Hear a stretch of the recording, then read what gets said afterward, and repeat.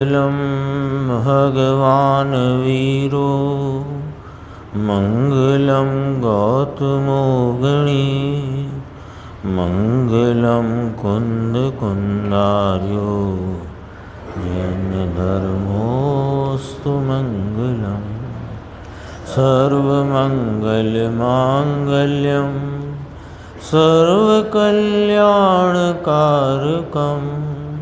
प्रधानं सर्वधर्माणां जैनं जयतु शासनं। मैं नमो तीर्थनायक को, नमो ओंकार वाणी को, नमो उन कुंद प्रभु को जिन्होंने ओंकार धारण की।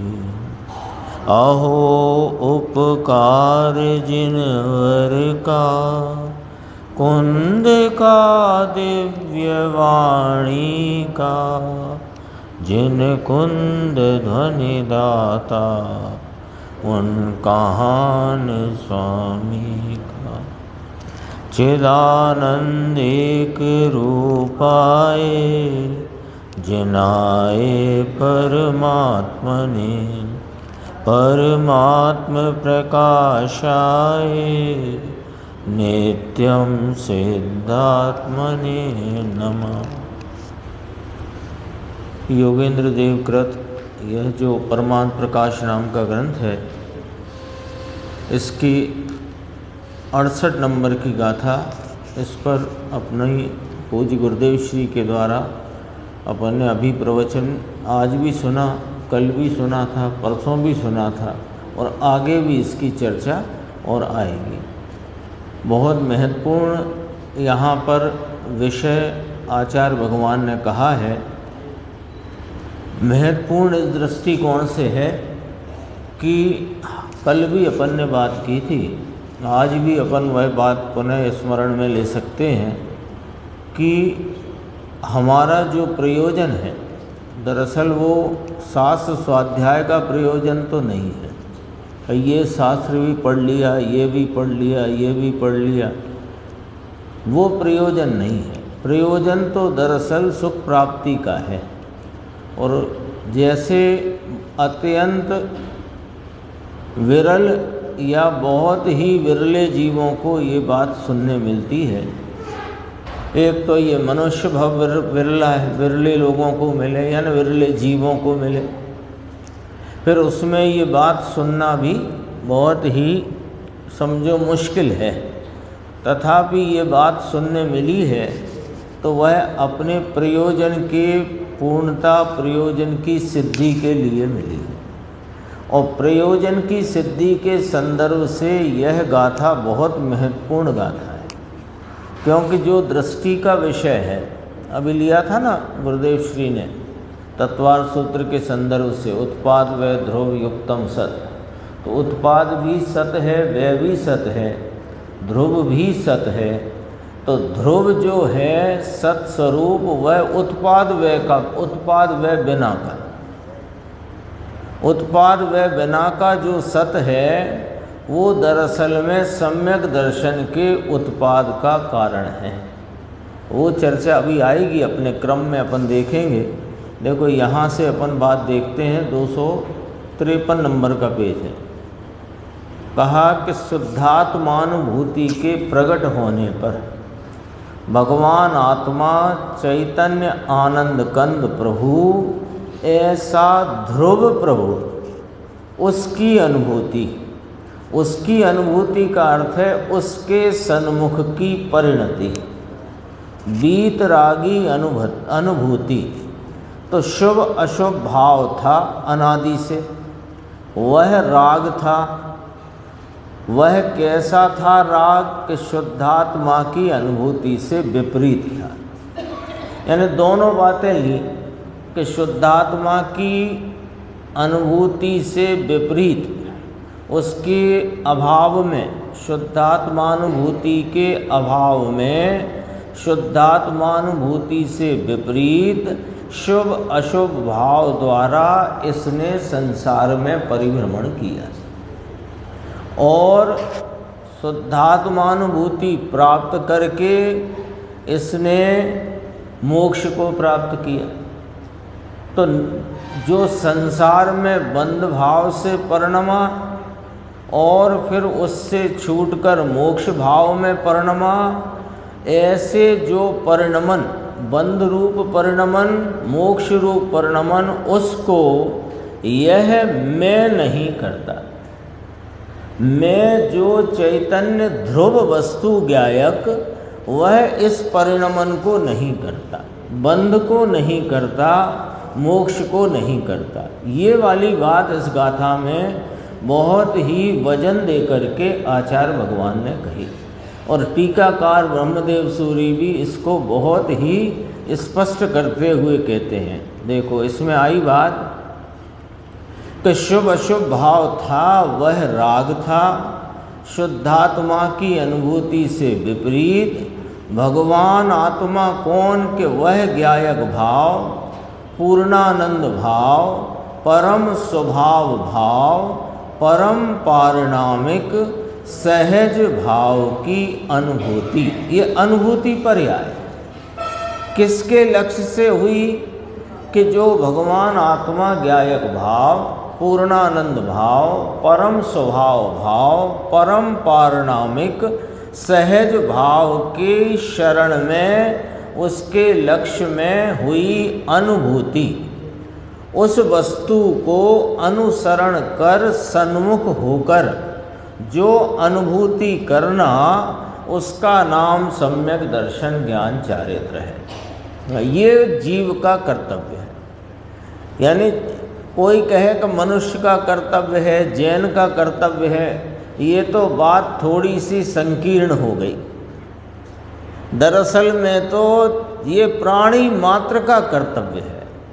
ये अलग बात है कि कोई पर्याय में ऐसी योग्यता नहीं है, पर जिन पर्यायों में ऐसी योग्यता है तो वहाँ तो यह एक ही कर्तव्य है,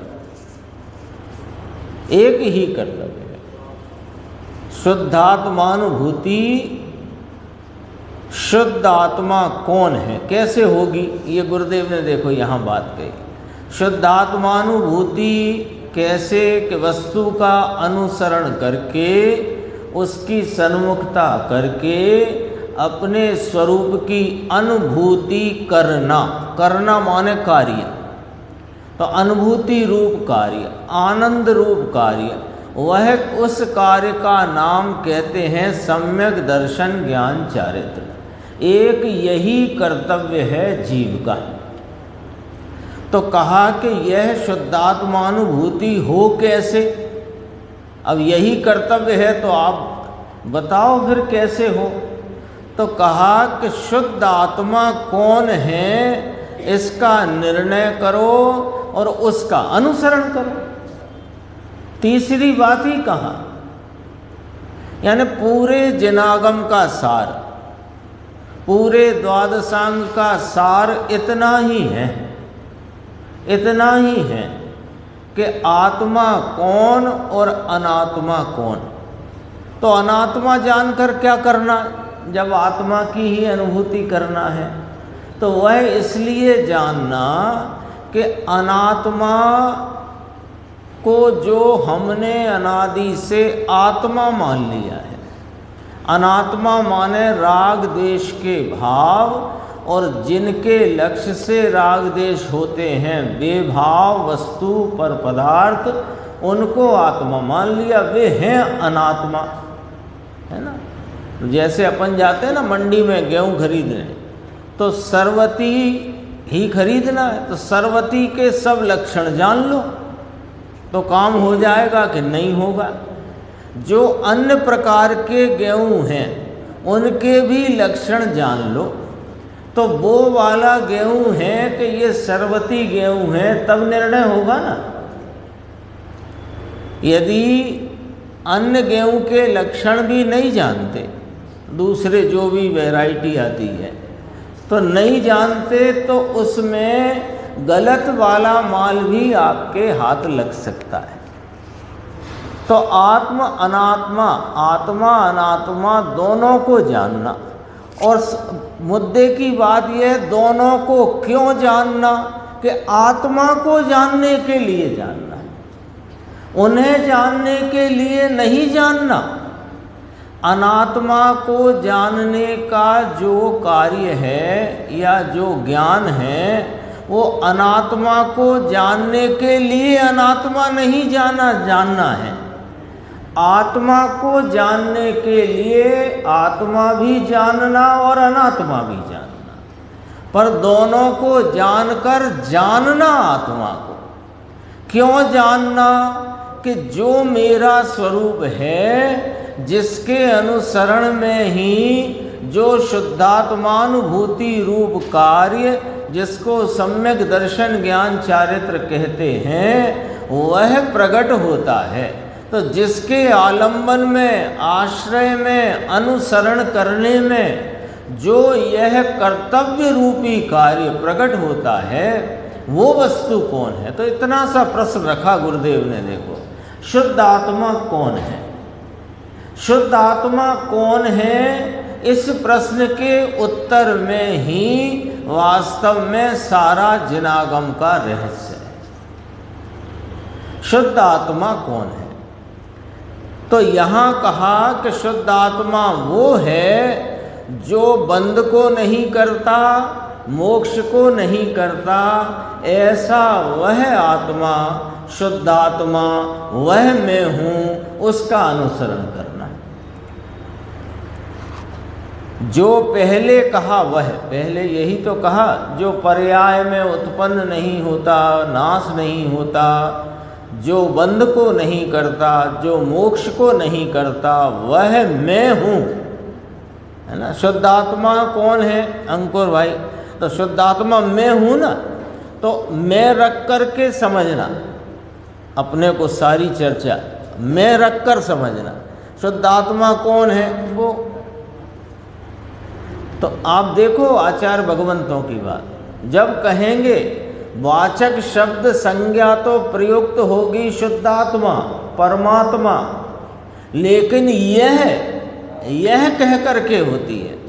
देखना आप कहीं भी जिनवाए, यह शुद्ध आत्मा, क्योंकि वो थर्ड पार्टी की सूचना है और यह अपने नज़दीक की मेरी बात है।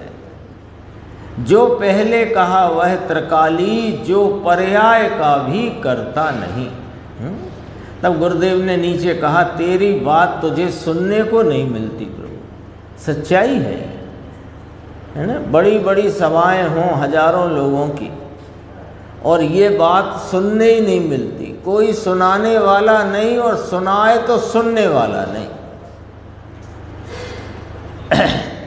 वह बेचारा कहाँ जाए और सत्य का विरोध करे, तुझे खबर नहीं भाई। एक समय की भूल है और प्रभु तो भूल रहित है।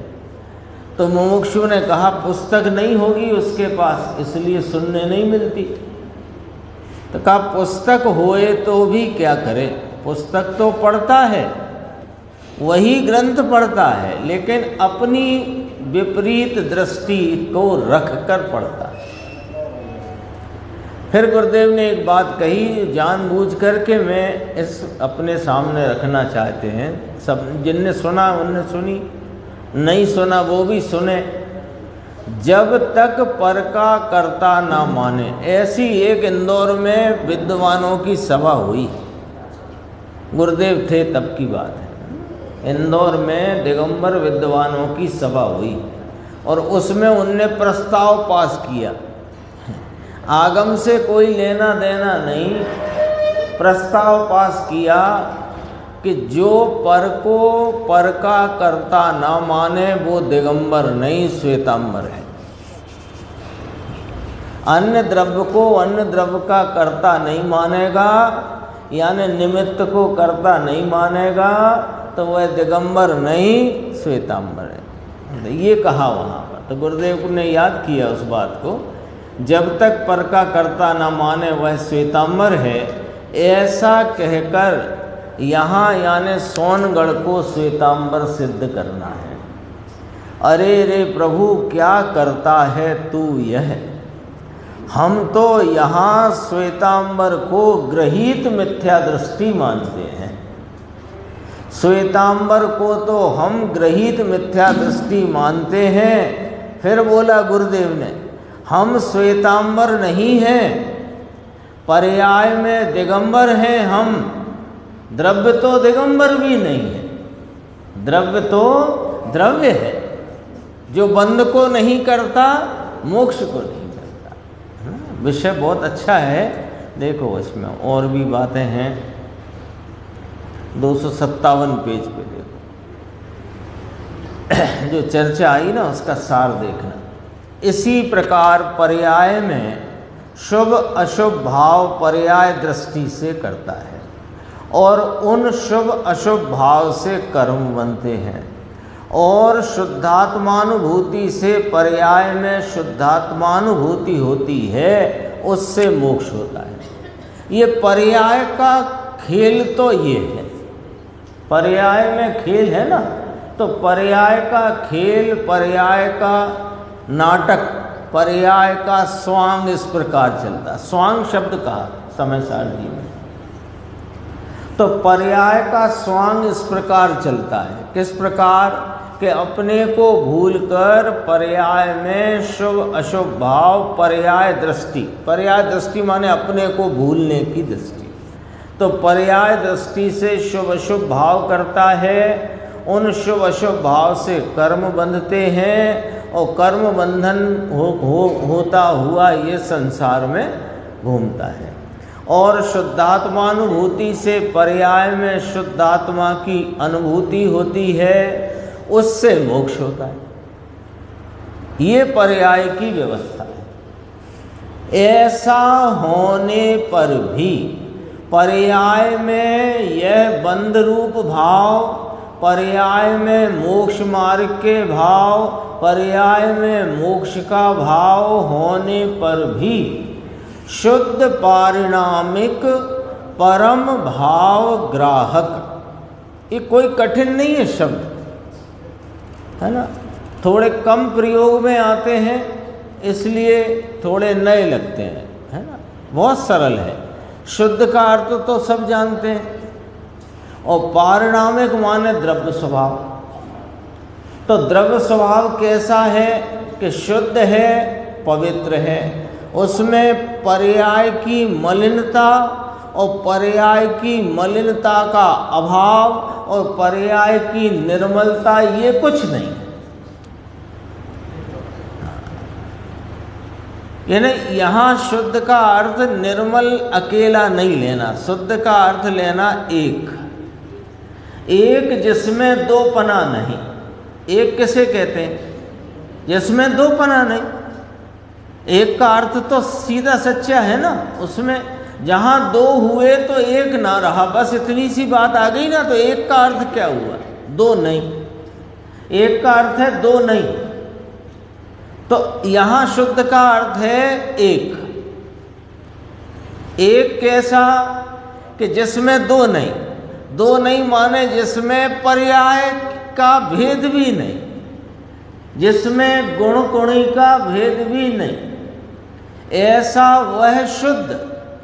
कैसा कि पारिणामिक, पारिणामिक यानी द्रव्य स्वभाव, चार भाव जो पर्याय रूप हैं उनसे रहित। तो शुद्ध पारिणामिक वह कैसा भाव है कि पांचों भावों में वह परम भाव है। वो जो चार भाव है ना पर्याय में होते हुए, औदयिक, औपसमिक, छायोपसमिक और छायक, वे सब भाव, वो भाव एक समय बढ़ती हैं, उत्पन्न होकर विनष्ट होने वाले हैं। भले छायक भाव भी हो पर होता एक एक समय करके। और यह त्रिकाल रहने वाला परम भाव, उसका ग्राहक, ग्राहक माने उसे ग्रहण करने वाला, जो ज्ञान का अंश है उससे कहा शुद्ध द्रव्यार्थिक नहीं। पूरी चर्चा आई है ना इसमें। देखो एक एक शब्द का अर्थ स्पष्ट है। शुद्ध नाम एक जिसमें दो पना नहीं, नाम पर्याय भेद नहीं, गुण गुणी का भेद भी नहीं। जो पर्याय में आता नहीं, पर्याय जिसमें जाती नहीं, गुण गुणी के भेद में जो आता नहीं, ऐसा वह शुद्ध पारिणामिक यानी द्रव्य स्वभाव त्रिकाली निरपेक्ष परम माने सर्वोत्कृष्ट भाव, उसको ग्रहण करने वाला शुद्ध द्रव्यार्थिक नहीं। उससे इसको देखो तो ये न बंध का करता है न मोक्ष का करता है, ये कहा गया है। देखो ऊपर से शुद्ध पारिणामिक परम भाव ग्राहक सहज त्रिकाली स्वभाव जो पर्याय रहित चीज है। ये जो पीछे अपन ने देखा था ना पिछले पृष्ठ पे जब अपन बात करते थे, शुद्ध आत्मा कौन है, जिसके अनुसरण में शुद्धात्मानुभूति होकर के मोक्ष होता है, वह शुद्धात्मा कौन है। तो कहा कि लो सुनो, ये है शुद्धात्मा। यहाँ 257 पे कि सहज त्रिकाली स्वभाव जो पर्याय रहित चीज है, उसका नाम है शुद्धात्मा। ध्रुव ध्रुव अनादि अनंत, आदि नहीं अंत नहीं, स्वभाव से खाली नहीं, रागादि से शून्य और स्वभाव से अशून्य, ऐसी चीज परम पारिणामिक परम भाव ग्राहक शुद्ध द्रव्यार्थिक नय से कौन कौन की बात चल रही है? मैं शुद्धात्मा ना बंध का करता है और ना मोक्ष का करता है, शुभ अशुभ भाव का करता भी नहीं हूं मैं, और अनुभूति की पर्याय का भी वह करता नहीं। सम्यक दर्शन ज्ञान चारित्र के अतीन्द्रिय ज्ञानमयी परिणाम का मैं करता नहीं, उस परिणाम को परिणाम करता है, मैं नहीं करता। मैं उस परिणाम में आता नहीं, परिणाम मेरे में आता नहीं। परिणाम की सामर्थ्य से वह पर्याय को करे। देखो और आगे चलते हैं, 259 पेज है, नहीं 257, ये आया देखो तत्वार सूत्र की चर्चा, इसमें से देखना। शुद्ध पारिणामिक परम भाव, त्रिकाल परम भाव, भूतार्थ भाव, सत्यार्थ भाव, पर्याय बिना का भाव, ये किसकी बात चल रही है? संसारी जीव की, सिद्ध जीव की? ये तो मेरी बात चलती है, ये मुझ जीव की बात है, जिसमें संसारी और सिद्ध का भेद नहीं। जीव में क्यों भेद? भेद जहां है उससे तो मैं रहित हूं। भेद कहां पड़ता है? संसारी और सिद्ध वाला भेद कहां है? वस्तु में कि पर्याय में? और पर्याय में भेद है, मैं पर्याय से रहित हूं। क्योंकि पर्याय आती है, जाती है, उत्पन्न होती है, विनष्ट होती है। मैं न कहीं आता हूँ, न कहीं जाता हूँ, न उत्पन्न होता हूँ, न विनष्ट होता हूँ, न हीन होता हूँ, न अधिक होता हूँ, न बदलता हूँ। मैं तो सदृश एक रूप कायम त्रिकाली अनादि अनंत ध्रुव ज्ञायक परमात्मा, नहीं है पर्याय मुझ में। तो अब सुन सुन के ऐसा लगे कि वेदांत जैसी बातें हैं, कि ना, वेदांत जैसी बातें नहीं हैं। वेदांत में स्यात नहीं होता, यहाँ सब बात स्यादवाद है। यहाँ शुद्ध द्रव्यार्थिक नैसिक जो ग्रहण होता है उसकी बात चल रही है। गुरुदेव ने कल कहा था, शायद पंचास्तिकाय में आई थी, हाँ इसी में आई थी बात। असद्भुत व्यवहार न, सद्भुत व्यवहार न, अशुद्ध न, शुद्ध न, ये नयों की चर्चा जैन दर्शन के सिवाय विश्व के 6 दर्शन प्रमुख कहे जाते हैं, किसी में नहीं, किसी में नहीं। और नए बिना, और गजब की बात देखो, ये तो वस्तु स्वरूप को बताने और प्रतिपादन करने वाली जिनवाणी है। सामान्य लौकिक भाव भी आप सुबह से शाम तक के देखना, बिना नए के होते ही नहीं, बिना नए के आप बताओ होता है कि नहीं होता। दिन भर घर में, व्यापार में, बाजार में, सब जगह जितने कथन हैं उतने नए पढ़ते हैं।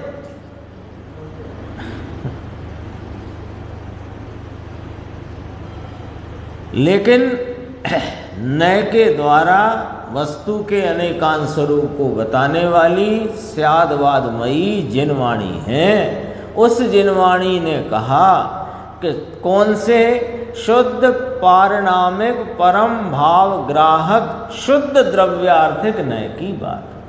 उससे किसका निर्णय कराते हैं? मेरा निर्णय कराते हैं। क्यों कराते हैं? कि इस वस्तु का निर्णय करके जो पर्याय इसके आलम्बन को लेगी या इसका आश्रय लेगी, वो पर्याय पवित्र हो जाएगी और वही कर्तव्य है। देखो क्या कहते हैं, त्रिकाल परम भाव, भूतार्थ भाव, सत्यार्थ भाव, पर्याय बिना का भाव, उत्पाद व ध्रुव है ना। अब ये प्रश्न उठता है कि साहेब उमा स्वामी ने तत्वार सूत्र में कहा उत्पाद व ध्रुव युक्तम सत, आप ये अलग अलग क्यों कर रहे हो? द्रव्य को अलग करके आप नया द्रव्य कोई खड़ा कर रहे हो?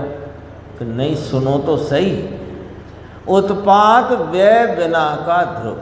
देखो इसी सूत्र में जिसमें कहा उत्पाद व्यय ध्रुव युक्तम सत, उसी सूत्र ने ये कहा कि उत्पाद भिन्न, व्यय भिन्न और द्रव्य भिन्न।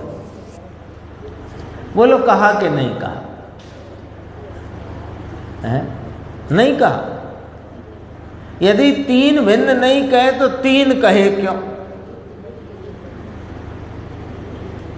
जिस सूत्र के आधार पर हम तीनों की युक्तता को वस्तु कह रहे हैं, वो वस्तु में जो 3 की युक्तता कही तो 3 कहे तो 3 न्यारे हैं, तब कहे कि नहीं कहे?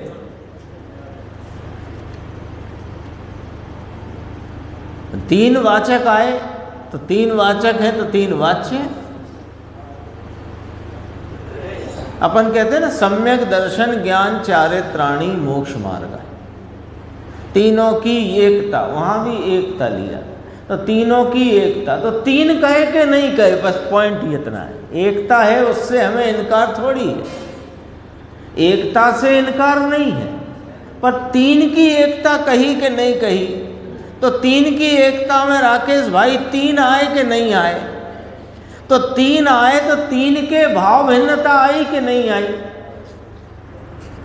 स्वरूप की प्रतीति को सम्यक दर्शन कहते हैं, स्वरूप के संचेतन को सम्यक ज्ञान कहते हैं, स्वरूप की लीनता को सम्यक चारित्र कहते। तो भिन्नता आई कि नहीं आई? तो उत्पाद में ध्रुव युक्तम सत कहा, तो उत्पाद में नवीन परिणाम की उत्पत्ति का उत्पाद कहा, पूर्व परिणाम के व्यय को व्यय कहा, और इन दोनों परिणामों में जो बदला नहीं उसे द्रव्य कहा। तो दोनों परिणामों में क्यों नहीं बदला? अब पॉइंट ये है, क्यों नहीं बदला? दो बात आई ना, नवीन परिणाम की उत्पत्ति और पूर्व परिणाम का व्यय। तो है तो एक समय, लेकिन परिणाम 2 प्रकार के खड़े हुए कि नहीं हुए? एक नष्ट होता परिणाम, एक उत्पन्न होता परिणाम, तो 2 परिणाम हुए कि नहीं हुए? और दोनों परिणाम में जो नहीं बदला वो द्रव्य है, वो ध्रुव है, वो ध्रुवता है। दोनों में नहीं बदला, वो ध्रुवता है। तो क्यों नहीं बदला? वो क्यों नहीं बदला? इसलिए नहीं बदला कि वो उस परिणाम में आए ही नहीं। यदि परिणाम में आता तो बदल जाता। तो फिर ये हुआ क्या कि वह अपनी ध्रुवता को छोड़े बिना वर्तमान परिणाम में ध्रुवता से रहा, और पूर्व परिणाम जो वर्तमान में नष्ट है उस परिणाम में भी वह ध्रुवता से था। परिणाम में आता तो बदल जाता, आया ही नहीं। यही वाली बात तो चल रही है यहाँ पर। जो बंध को नहीं करता मोक्ष को नहीं करता। देखो इसमें स्पष्टीकरण, उत्पाद व बिना का ध्रुव है। उत्पाद व बिना का ध्रुव है मतलब आप तो कह रहे उत्पाद व ध्रुव युक्तम सत, अब कह रहे उत्पाद व बिना का ध्रुव है। अरे तो ध्रुव तीसरा कहा कि नहीं कहा? तो तीसरा कहा तो उत्पाद व बिना का कहा। यदि उत्पाद व वाला होता तो उत्पाद में ही कह देते। थोड़ा सिंपल लॉजिक है, सिंपल लॉजिक, लेकिन अर्थ गंभीर है। सिंपल लॉजिक है ये। आपके दो हाथ है ना, तो एक दायां और एक बायां, तो दायां बायां है क्या? और बायां दायां है क्या? तो दोनों है ना। दायां कभी बायां हो गया था क्या? एकदम सरल लॉजिक है। देखो क्या कहते हैं तत्वार सूत्र उमा स्वामी का, उसमें उत्पाद व्यय विना का जो ध्रुव है उस परम भाव की दृष्टि से देखें तो वह ध्रुव है। वह बंध का और मोक्ष का करता नहीं, मोक्ष के मार्ग का भी करता नहीं है। इसी को थोड़ा सा खुलासा किया देखो यहाँ पर।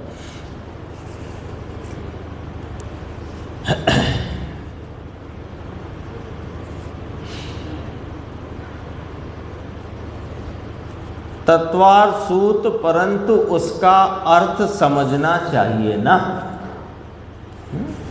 तत्वार सूत्र एक ऐसा ग्रंथ है जो सर्व जैन समाज में, इन तीनों फिरकों में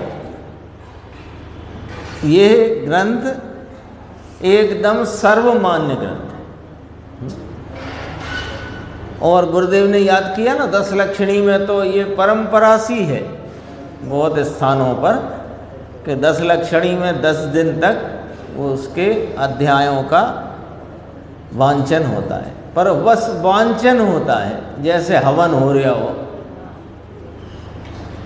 पढ़ते जाओ।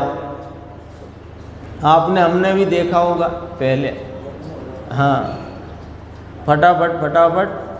गुरुदेव तो कहते हैं कई लोग तो रोज मंदिर आते हैं, रोज पूरे सूत्र जी का वांचन करते हैं, 10वां अध्याय का, और 15 मिनट में। इसके में सारी रेलगाड़ियां फैले उनके आगे, इतनी स्पीड में। अर्थ समझना चाहिए। देखो उत्पाद व ध्रुव युक्तम सत, एक एक सूत्र बहुत गंभीर हैं इसके। उत्पाद व ध्रुव युक्तम सत, वह उस पूर्ण सत्य की बात की है, परंतु जो ध्रुव सत्य है उसमें उत्पाद व नहीं है। आई बात? नहीं तो उत्पाद व भी सत है। उत्पाद सत, व्यय सत, ध्रुव सत, और एक ही सत का विस्तार है, तो भी उत्पाद व्यय नहीं, व्यय उत्पाद नहीं, उत्पाद व्यय ध्रुव नहीं, ध्रुव उत्पाद व्यय नहीं। इतना सरल लॉजिक है। जब 3 है तो 3 भाव होंगे कि नहीं?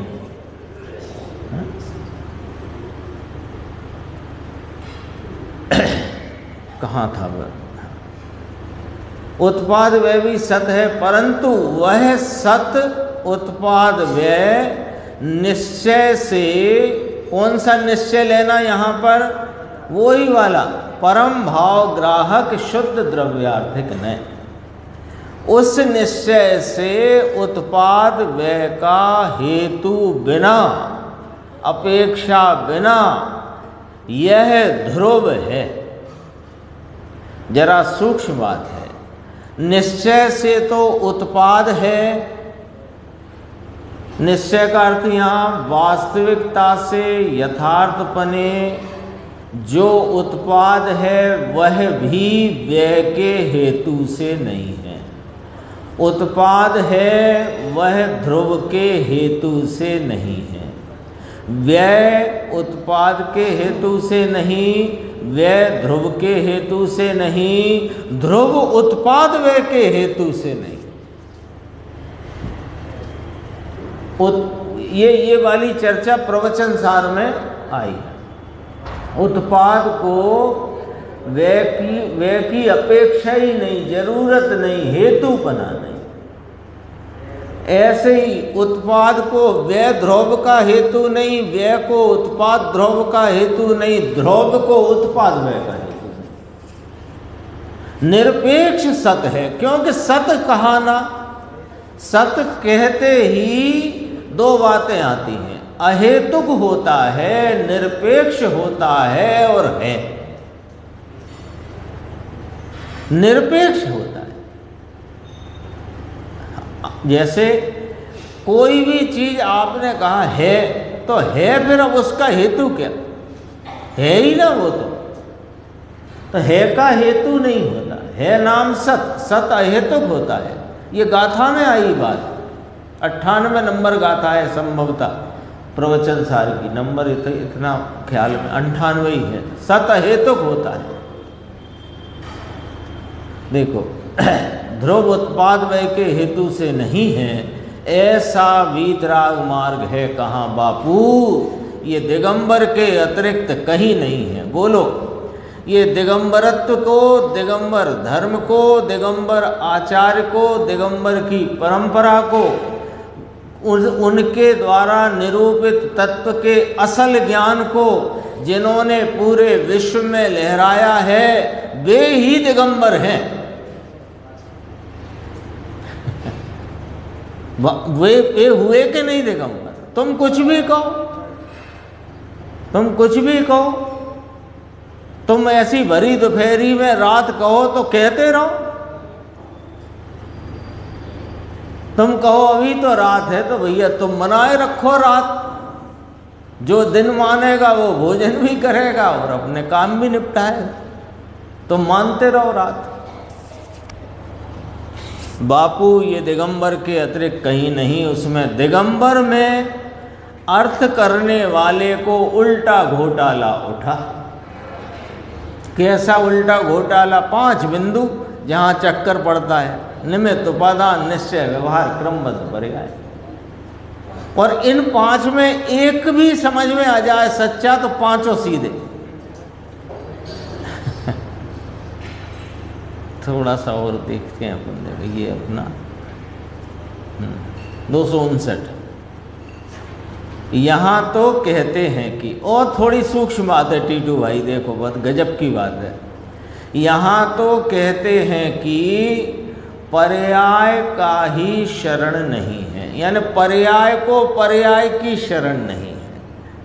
जिस पर्याय ने पर्याय की शरण ली है वह पर्याय पर्याय में संसार में भटका है, और जिस पर्याय ने पर्याय की शरण छोड़कर ध्रुव स्वभाव जिसमें पर्याय नहीं उसकी शरण ली है, वो पर्याय पर्याय में आनंद को भोगता है। गजब बात है। पर्याय को शरण तो द्रव्य का है। द्रव्य कौन? कि जिसमें पर्याय नहीं।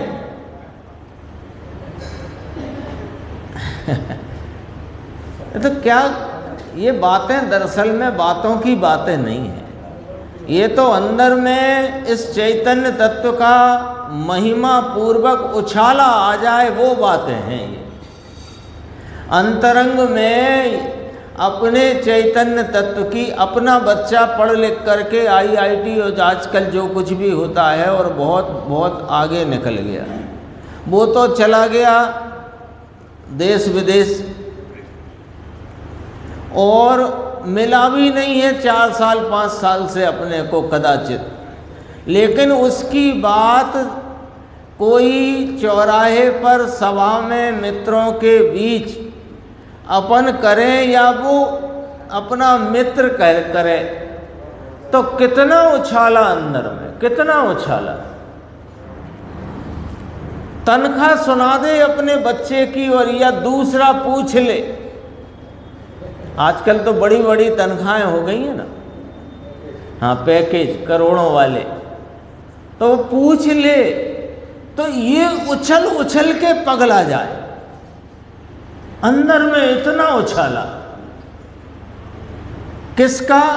जिसमें से कुछ आपके पास आता जाता भी नहीं। और यह चैतन्य महापदार्थ आनंद से भरा हुआ ज्ञान का सागर, जिसकी जो एक पर्याय इसकी शरण ले ले वो पर्याय पवित्र हो जाए, ऐसा यह चैतन्य भगवान की बातें इसलिए नहीं चलती यहाँ पर कि वे बातों के लिए बातें हैं। ये तो चैतन्य भगवान की अंदर में महिमा आकर के उछाला आ जाए, इसके लिए चलती है। माला माल होने का मार्ग है। गजब बातें हैं। देखो तो, पर्याय को शरण तो द्रव्य की है, जो द्रव्य पर्याय को करता नहीं है उस पर्याय को उस द्रव्य की शरण है जो द्रव्य पर्याय को नहीं करता। अमरचंद भाई, सम्यक दर्शन की पर्याय को द्रव्य करता नहीं है, परंतु सम्यक दर्शन की पर्याय को द्रव्य की शरण है। सम्यक दर्शन की पर्याय को द्रव्य नहीं करता, लेकिन सम्यक दर्शन की पर्याय को उसी द्रव्य की शरण है जो द्रव्य सम्यक दर्शन की पर्याय को नहीं करता। गजब बात है। ये जरा विचार में लो तो लगे कि क्या है ये तत्व, क्या है। न कभी सुना नहीं हो ऐसा भाव लगे, सुना हो तो भी।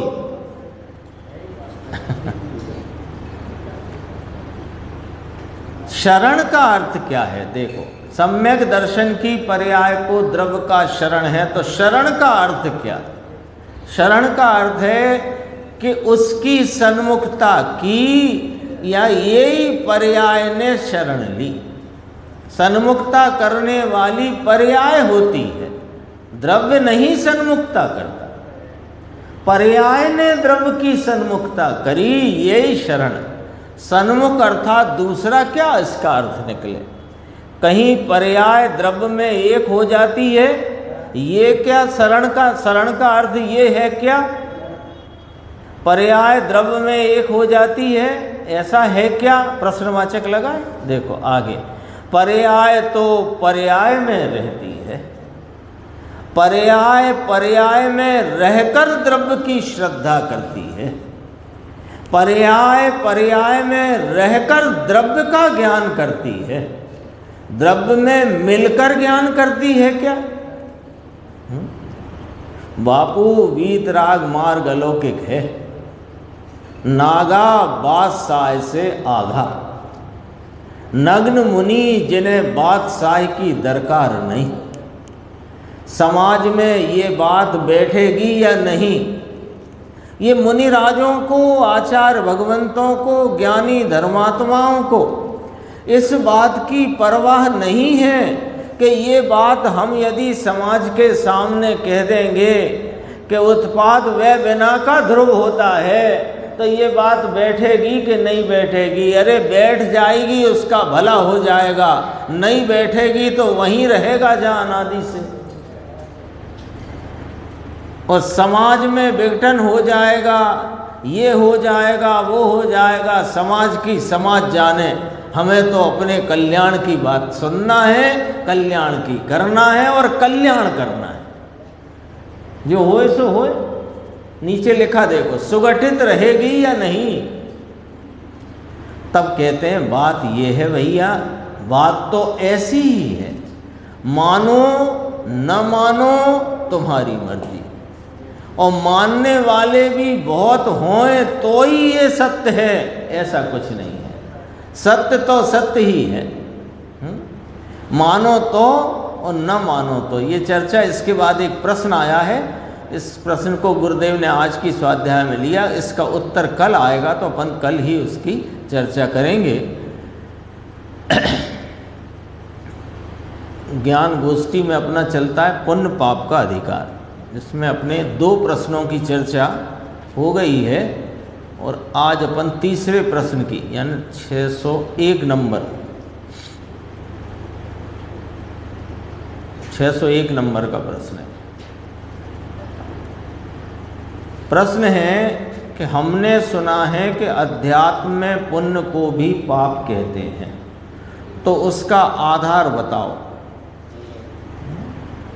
पुण्य को भी पाप कहते हैं, इसका आप आधार तो बताओ।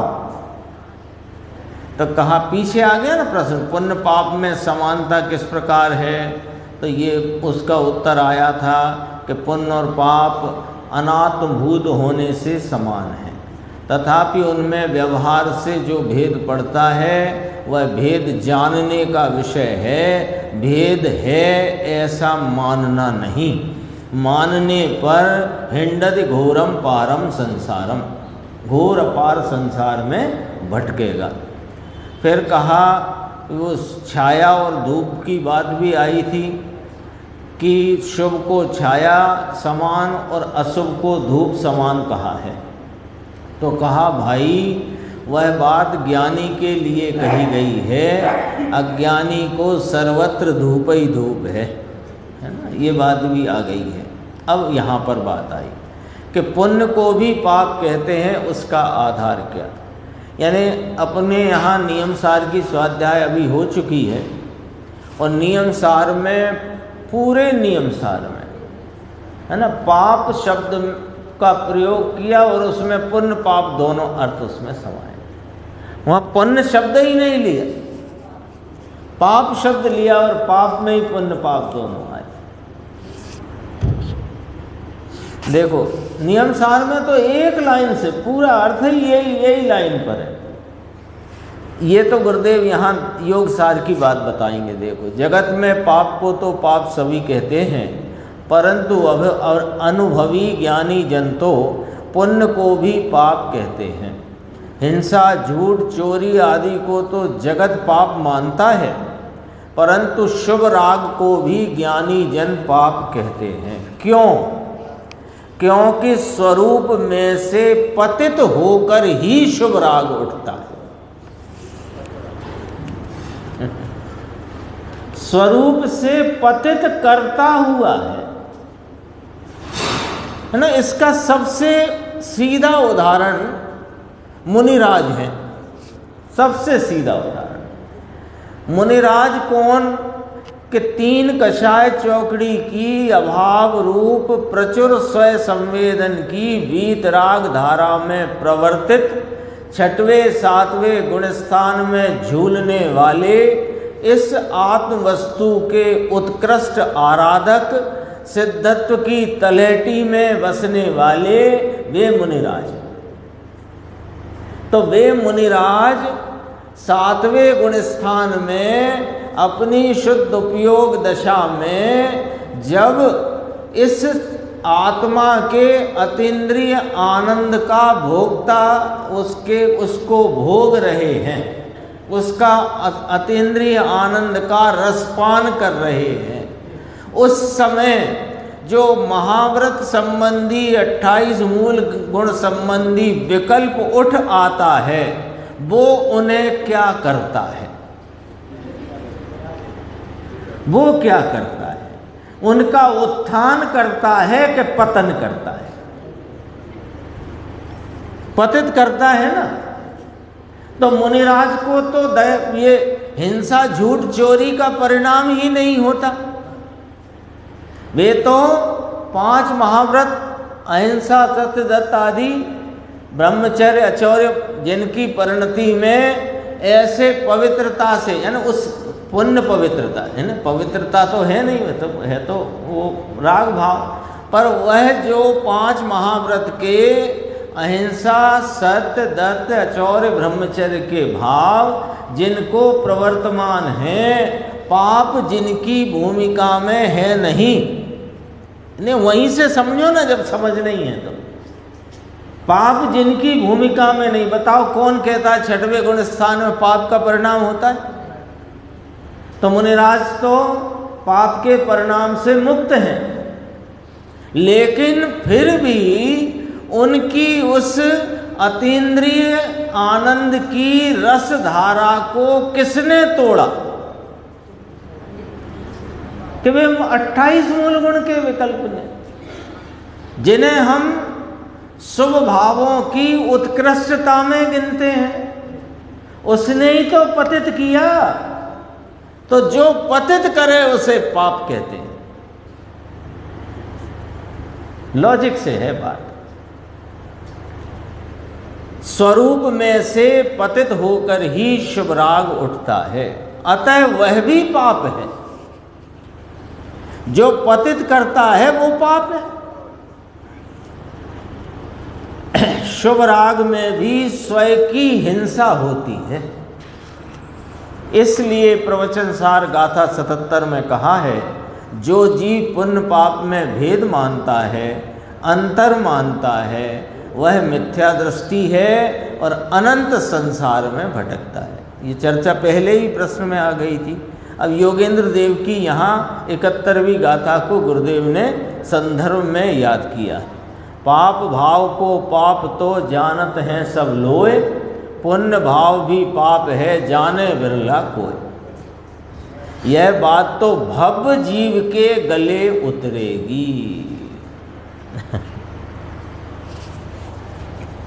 जिसकी भव्यता पक गई है। भव्यता में भी 2 प्रकार पड़ते हैं, है ना। भव्य तो है, पर अभी भव्यता नहीं पकी तो नहीं उतरती ये बात।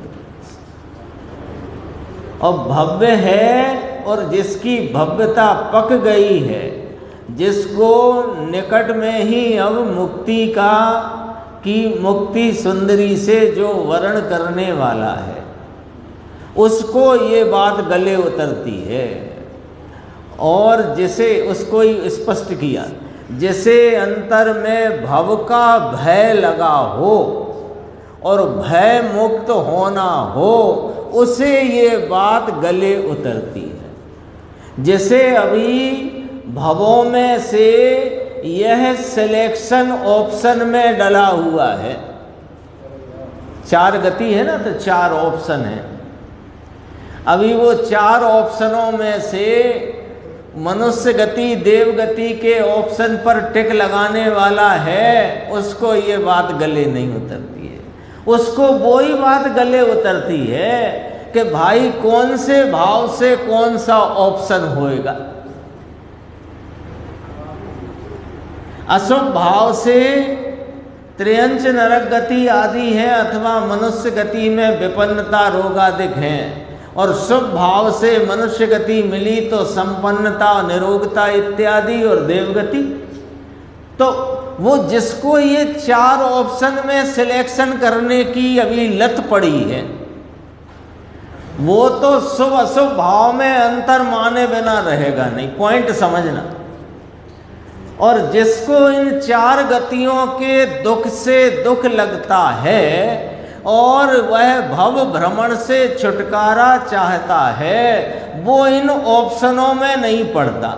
वो तो यह चाहता है जो अपन पीछे पड़ के आए, कि वह शुद्धात्मा कौन है, जिसका स्वरूप मुझे जानना चाहिए, जिसकी शरण में सम्यक दर्शन ज्ञान चारित्र होकर मोक्ष की प्राप्ति होती है, वह क्या है उसको जानने में है। तो शुभ अशुभ क्या है कि ये तो संसार भाव है, अनात्मभूत है, एक सर के हैं, है ना, बहुत आगे आने वाला है परमात्म प्रकाश में। कि जो भाव कलश टीका में आया, गुरुदेव ने इसी ग्रंथ में बहुत याद किया, जो भाव संसार में प्रवेश कराए उसे सुशील कौन कहे। 602 देखो, ये जरा बात समझना, फिर 603 में फिर योगसार वाली बात आएगी, तब फिर अपन पढ़ेंगे।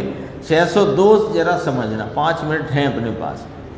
चैतन्य स्वरूप आत्मा के भान बिना जो कुछ पुण्य करते जाएं, इसको ऐसे समझो, चैतन्य स्वरूप आत्मा के भान बिना जो थोड़ा बहुत पुण्य करते जाएं, थोड़ा कुछ लिए ना, कुछ ही तो करे।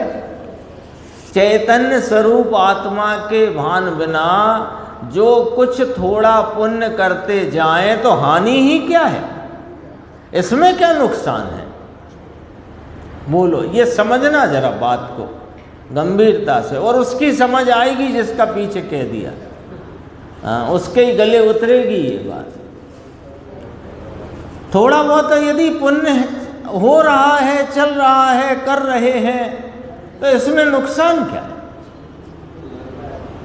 हम मान रहे हैं कि पुण्य से धर्म नहीं होता, पक्का है, इतना तो आपकी कृपा से गुरुदेव और ये आचार्य भगवंतों कुंद कुंद देव अमृत चंद्र आचार्य देव की आपने जो वैभव खोल खोल करके दिखाया, तो हम इतनी बात तो पकड़ गए कि पुण्य से धर्म नहीं होता, ये बात तो हम पकड़ गए। लेकिन अब थोड़ा पुण्य यदि करते जाएं तो नुकसान भी क्या? देखो क्या नुकसान है निर्देश भाई, सुनना अब जरा ध्यान से। चैतन्य स्वभाव के भान बिना जो कुछ भी पुण्य करने में आता है वह राख के ऊपर गोबर लीपने के समान है। अब तो बंद हो गया ये कार्यक्रम, पहले तो जब कच्चे घर होते थे तो चलता था। तो पहले मिट्टी के ही फर्श होते थे, लेकिन पक्के होते थे। पक्के माने मिट्टी को जमा कर सुखा कर एकदम चिकना करके फर्श बनता है। फिर उस पर समय समय पर उसको गोबर से लीपते थे फर्श को, है ना, कमरे का हो, आंगन का हो, बाहर वो चबूतरे बनते थे उनका हो। देखा होगा कई लोगों ने, जो गांव में जाते आते हैं उनने देखा होगा, नहीं तो जो पहले के हैं उनने तो देखा होगा, इन लोगों ने नहीं देखा होगा, अंकुर वगैरह ने, है ना। तो गोबर से वो फर्श को लीपा जाता है। तो वो गोबर से लीपने के बाद वो गोबर सूख जाता है थोड़ी देर में। तो वह लीपा हुआ गोबर वो फर्श को मजबूत रखता है, मिट्टी को उखड़ने नहीं देता, और वह फर्श उपयोग के काम में आता है। समझ गए? पूरी बात समझ लेना। यदि वो मिट्टी के जो फर्श बनते थे उनको लीपा नहीं जाए समय समय पर तो वे उखड़ने लगते थे, तो वे उखड़े नहीं, इस हिसाब से उस पर गोबर का लीपन किया जाता था। लेकिन राख बिछा दो फर्श पर या जमीन पर और फिर उस पर गोबर लीप दो, क्या काम आएगा? क्या काम आएगा? अरे एक कुत्ता दौड़ता आया वहां पर और उसने उस पे दोनों पंजे मारे अगले, वो तुम्हारा लीपन फीपन गायब। राख पे टिकेगा क्या? पहले उदाहरण समझ लो अच्छे से न, कहावत रूप में है ये, पर वो कहावत अब चूंकि अप्रासंगिक सी हो गई, ऐसा दिखाई नहीं देता, इसलिए देखो, अब देखो,